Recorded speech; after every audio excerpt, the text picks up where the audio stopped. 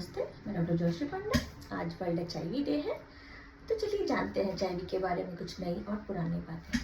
तो सबसे पहले HIV जो कि चिंपांजियों से ह्यूमंस में आया था, ये अराउंड 1908 में हुआ था।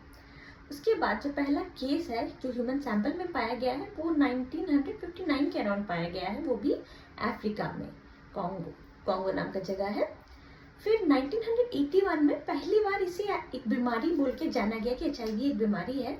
1983 में जो HIV का वायरस है वो कैसा दिखता है, वो कैसे ट्रांसमिट करता है, वो क्या करता है, क्या वायरस है, ये सब की जानकारी हमें पता चली थी। तो आज 2025 में अगर मैं इंडिया का डेटा बताऊं तो इंडिया में 25 लाख लोगों को HIV है और ये अराउंड 0.2% ऑफ द पॉपुलेशन में हो रखा है। HIV की जो ट्रीटमेंट है वो NACO हमें फ्री में प्रोवाइड करती है। सो NACO से जिसे भी चाहिए होता है वो NACO से फ्री में उपलब्ध कर सकता है। मोस्ट कॉमनली HIV हमें दिखता है सेक्स वर्कर्स में, ट्रांसजेंडर्स में, IV ड्रग यूजर्स में, क्योंकि HIV जो है वो स्प्रेड करता है बॉडी फ्लूइड के कॉन्टैक्ट में आने से।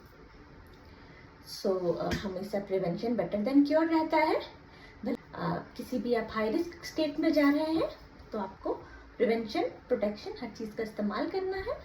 HIV से अपने आप को बचाइए। और HIV के लिए जो टेस्ट किया जाता है जिससे हम HIV के बारे में जानते हैं, यूजुअली एक किट टेस्ट होता है जो कि हमें इमीडिएट में बता देता है विदिन हाफ एन आवर कि ये HIV पॉजिटिव होने के चांसेस कितने हैं।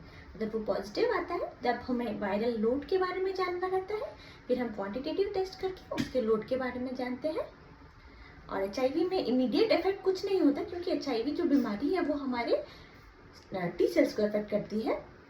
तो धीरे धीरे हमारे बॉडी का प्रतिरोध क्षमता कमने लगता है और हमें अलग अलग बीमारियां जैसे ट्यूबरकुलोसिस, हिस्टोप्लाज्मोसिस, क्रिप्टोकोकस, ये सारी बीमारियां हो के इंसान का शरीर टूटने लगता है एवं धीरे धीरे मृत्यु हो जाती है। परंतु अगर हम प्रिवेंशन रखेंगे तो हमेशा ही सेफ रहेंगे। आपको अगर HIV के बारे में और कुछ जानना है प्लीज़ मुझे DM करके पूछ सकते हैं। धन्यवाद।